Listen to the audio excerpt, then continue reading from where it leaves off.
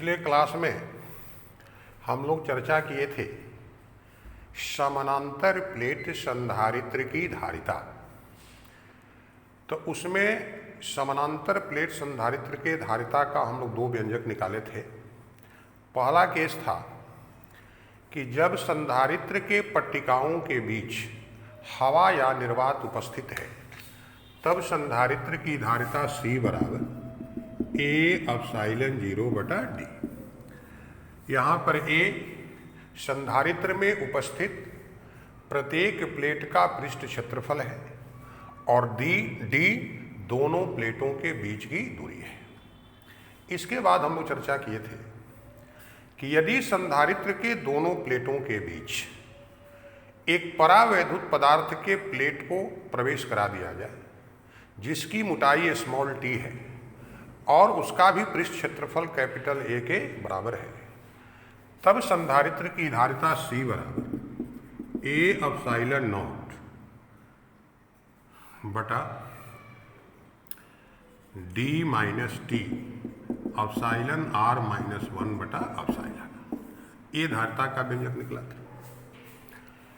इसके बाद हम लोग चर्चा किए थे कि यदि दोनों प्लेटों के बीच के संपूर्ण भाग में उस परावैद्युत पदार्थ को भर दिया जाए तब उसकी धारिता C बराबर A/0 εr बटा d। ये तीनों सूत्र आपको याद रखना है। ये दीर्घ उत्तरीय प्रश्न में भी कई बार पूछा है कि जब समानांतर प्लेट संधारित्र के धारिता की गणना करें जब उसके प्लेटों के बीच कोई परावैद्युत पदार्थ उपस्थित रहता है। समझाए थे कि इस व्यंजक से चाहे इस व्यंजक से स्पष्ट है कि जब संधारित्र के पट्टिकाओं के बीच कोई परावैद्युत पदार्थ प्रवेश करा दिया जाता है तो उसकी धारिता बढ़ जाती है। अब आज हम लोग निकालेंगे कि संधारित्र के पट्टिकाओं के बीच संचित विद्युत स्थितिज ऊर्जा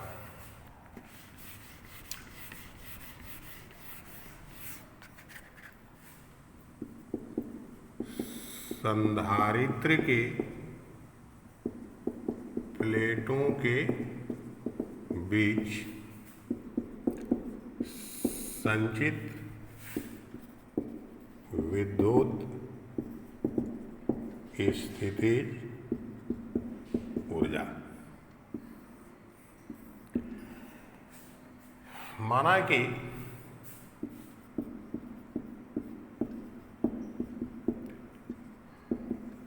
संधारित्र के प्रत्येक प्लेट का पृष्ठ क्षेत्रफल A है और प्लेटों के बीच की दूरी d है। प्रारंभ में प्रत्येक प्लेट पर आवेश का परिमाण Q है और दोनों प्लेटों के बीच विभवांतर भी है। माना कि संधारित्र के प्रत्येक प्लेट का पृष्ठ क्षेत्रफल A है और प्लेटों के बीच की दूरी d है। प्रारंभ में प्रत्येक प्लेट पर आवेश का परिमाण q है और दोनों प्लेटों के बीच विभवांतर भी है। हम लोग जानते हैं एक प्लेट धनावेशित होता है और दूसरा ऋणावेशित। अब ऋणावेशित प्लेट से dq आवेश को धनावेशित प्लेट तक विस्थापित करने में किया गया कार्य dW बराबर V। V इंटू डी और V के जगह पर Q/C। यहां पर C क्या है? तो C है संधारित्र की धारिता। अब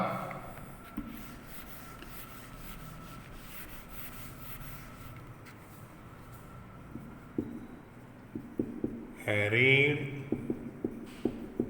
आवेशित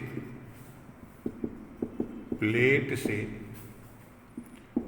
0 से कैपिटल Q आवेश को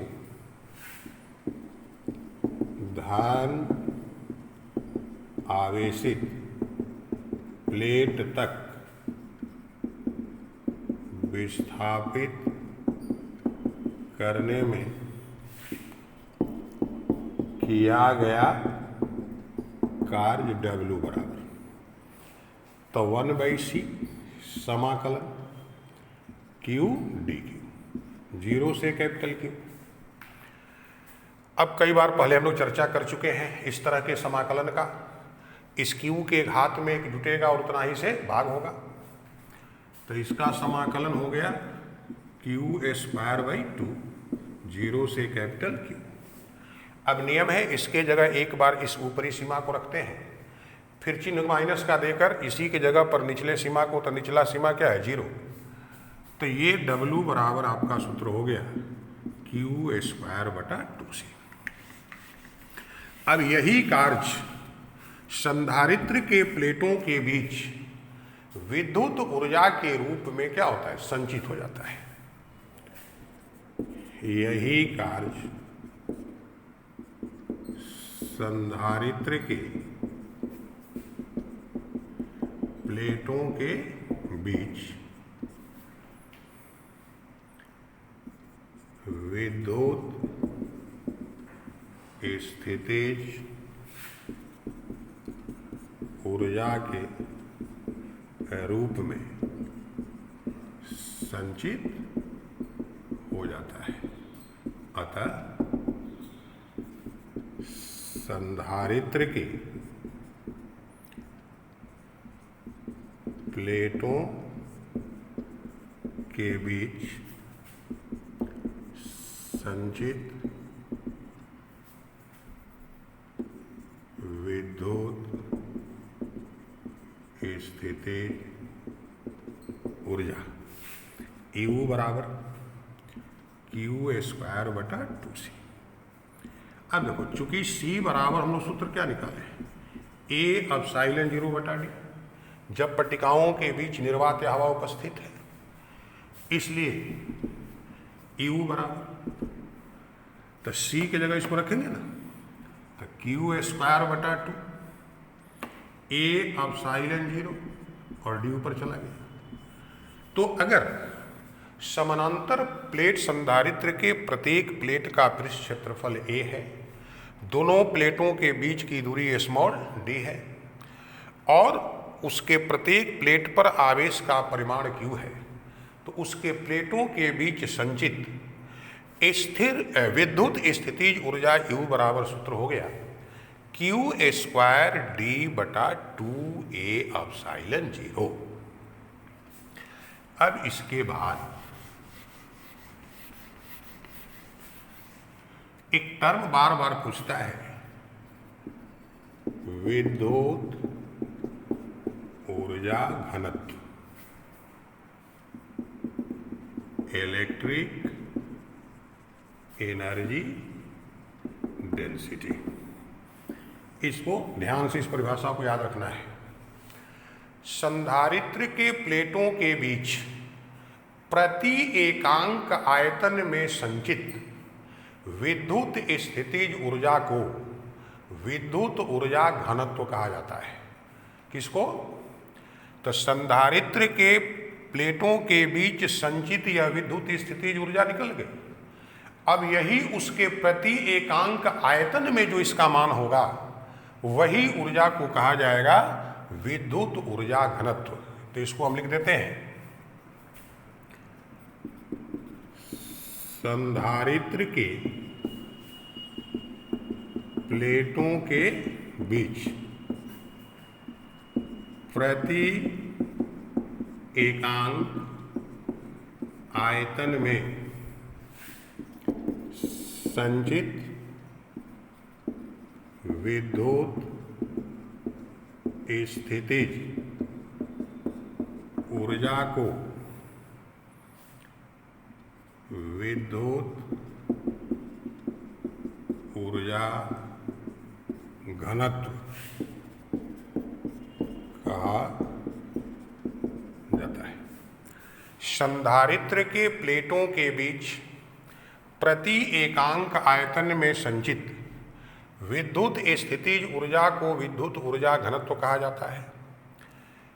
तो प्लेटों के बीच संचित विद्युत स्थितिज ऊर्जा का यह व्यंजक निकल चुका। अब उसके प्लेटों के बीच आयतन, तब प्रत्येक प्लेट का पृष्ठ क्षेत्रफल a है और दोनों प्लेटों के बीच की दूरी स्मॉल d है, तब प्लेटों द्वारा घिरा हुआ आयतन a × d हो जाएगा। अतः विद्युत ऊर्जा घनत्व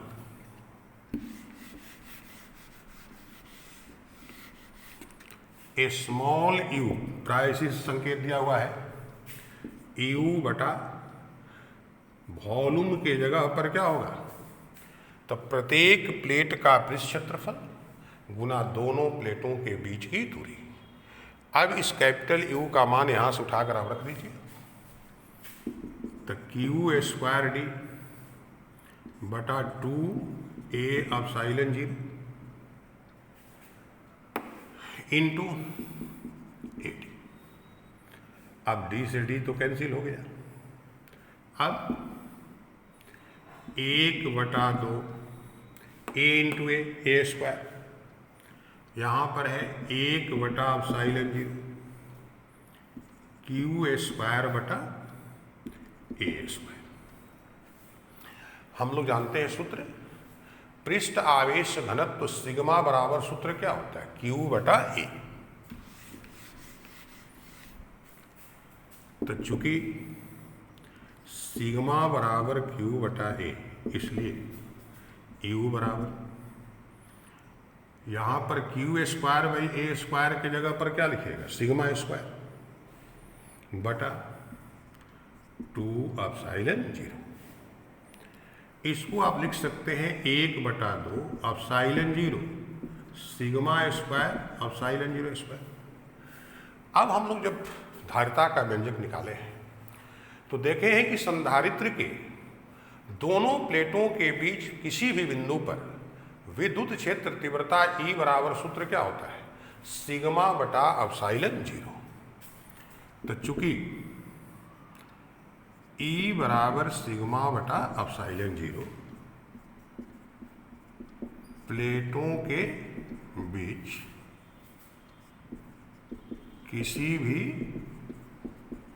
बिंदु पर विद्युत क्षेत्र तीव्रता है, इसलिए तो इसके जगह पर आप E² लिख सकते हैं। तो U बराबर 1/2 एप्सिलॉन 0 a²। इस व्यंजक को कई बार 2 नंबर क्वेश्चन में पूछा गया है कि विद्युत ऊर्जा घनत्व को परिभाषित करें तथा विद्युत क्षेत्र तीव्रता के रूप में इसका व्यंजक प्राप्त करें। तो विद्युत ऊर्जा घनत्व स्मॉल u बराबर सूत्र क्या हो गया, 1/2 एप्सिलॉन 0 a²। यहाँ पर E क्या है, तो संधारित्र के प्लेटों के बीच किसी भी बिंदु पर विद्युत क्षेत्र तीव्रता। अब इसके बाद हमने बताया था कि संधारित्र में उपस्थित चालकों की आकृति के अनुसार संधारित्र जो है वो 3 प्रकार के हैं। एक संधारित्र समानांतर प्लेट संधारित्र, जिसकी चर्चा हम लोग कर चुके हैं। दूसरा बताए थे गोलीय संधारित्र, तीसरा बताए थे बेलनाकार संधारित्र। तो बिहार विद्यालय परीक्षा समिति जो है उसके सिलेबस के अनुसार ये 2 संधारित्र नहीं पढ़ने हैं, कौन, गोलीय संधारित्र और बेलनाकार। लेकिन चूंकि संधारित्र का सिद्धांत पढ़ना है इसलिए इस पर NCERT में सवाल दिया हुआ है, तो इसकी भी हम धारिता का व्यंजक आपको निकाल देंगे। इसमें सूत्र केवल याद रखना पड़ेगा। तो अब हम लोग चर्चा करेंगे गोलीय संधारित्र, स्फेरिकल कैपेसिटर। तो देखो, इसका केवल चूंकि सूत्र याद रखना है, थोड़ा सा डेरिवेशन कैसे निकलेगा हम बता देते हैं, इसको डिटेल आपको लिखने की जरूरत नहीं है। तो गोलीय संधारित्र में दो सकेंद्रीय गोलीय चालक होते हैं भिन्न भिन्न त्रिज्या के। अंदर वाला गोलीय चालक ठोस गोला भी हो सकता है और खोखला गोला भी हो सकता है, जबकि बाहर वाला गोलीय चालक हमेशा खोखला गोलीय चालक होता है। एक चालक धनावेशित होता है और दूसरा चालक ऋणावेशित होता है। दोनों पर आवेश का परिमाण बराबर होता है। इसी को कहीं लिखा रहेगा, अंदर वाला गोलीय चालक धनावेशित रहता है, बाहरी गोलीय चालक का बाहरी पृष्ठ भूधृत रहता है। वहाँ भी बात यही होती है, अंदर वाला धनावेशित हो गया और बाहर वाला का अंदर वाला पृष्ठ क्या है, ऋणावेशित हो गया। तो इस संधारित्र में एक गोलीय चालक ये हो गया, इसका केंद्र O है, दूसरा ये इसका भी केंद्र वही है, सेकेंडरी। मान लो इसकी जो त्रिज्या है R1 है और इसकी त्रिज्या जो है वो R2 है। इस पर प्लस Q आवेश है और यहाँ माइनस Q आवेश है। अब आपको इस संधारित्र की धारिता निकालनी है। हमने बताया कि ये जो अंदर वाला चालक है ये ठोस भी हो सकता है और खोखला भी, लेकिन बाहरी वाला जो चालक है वो हमेशा क्या होगा, वह खोखला होगा। अब इन दोनों गोलीय चालकों के बीच हमने एक बिंदु P ले लिया जो इनके केंद्र से R दूरी पर है। अब इस बिंदु P पर विद्युत क्षेत्र तीव्रता, तो हम लोग पढ़ चुके हैं कि आवेशित खोखला गोला के कारण उसके अंदर के किसी भी बिंदु पर विद्युत क्षेत्र तीव्रता का मान क्या होता है, शून्य होता है। तो इन दोनों के बीच कहीं भी बिंदु लीजिएगा तो बाहरी गोलीय चालक के कारण यहाँ पर कोई तीव्रता नहीं होगी। तब तीव्रता किसके कारण होगी, तो इस गोलीय चालक के कारण। चूंकि ये इसके बाहर है, तो बाहर है तो चाहे ठोस हो या खोखला हो, इस E का मान हम लोग पढ़ चुके हैं 1/4 पाई एप्सिलॉन 0 Q/r²। तो उस हिसाब से बिंदु P पर विद्युत क्षेत्र तीव्रता E बराबर 1/4 पाई एप्सिलॉन Q/r²। अब प्रति एकांक परीक्षण आवेश को इस विद्युत क्षेत्र के विरुद्ध dr दूरी विस्थापित करने में किया गया कार्य। तो प्रति एकांक परीक्षण आवेश को विद्युत क्षेत्र के विरुद्ध dr दूरी विस्थापित करने में किया गया कार्य dW बराबर -E × dr। तो -1/4 पाई एप्सिलॉन Q/r² × dr। अब प्रति एकांक परीक्षण आवेश को बाहरी चालक से अंदर वाले चालक तक विस्थापित करने में किया गया कार्य, अर्थात दोनों चालकों के बीच का विभवांतर अर्थात संधारित्र का विभव, प्रति एकांक परीक्षण आवेश को बाहर वाले चालक से अंदर वाले चालक तक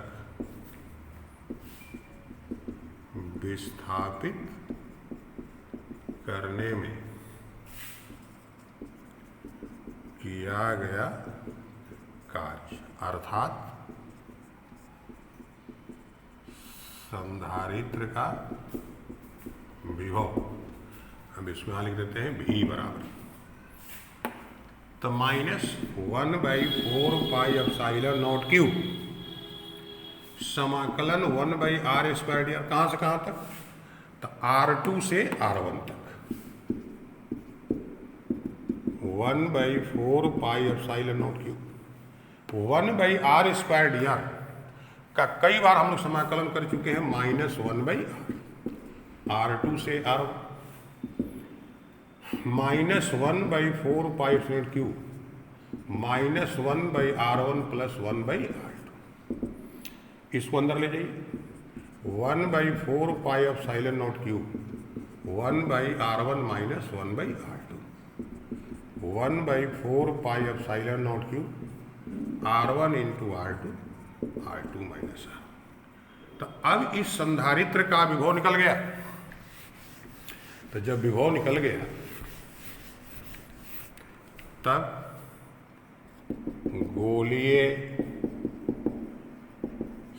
संधारित्र की धारिता C बराबर Q/V, तो Q V की जगह पर 4πε0Q R2 - R1/R1, ये कैंसिल हो गया, तो 4πε0R1 R2/R2 - R1।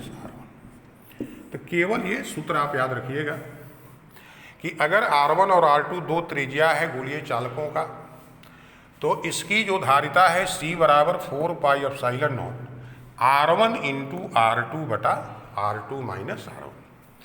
यदि इस दोनों चालकों के बीच के इस खाली स्थान में एक परावैद्युत पदार्थ भर दिया जाए जिसका परावैद्युतांक एप्सिलॉन R है, तब इसकी धारिता क्या हो जाएगी, यदि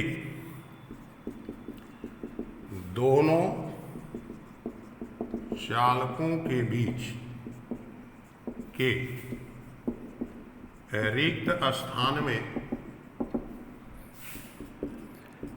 एक एप्सिलॉन परावैद्युतांक के पदार्थ को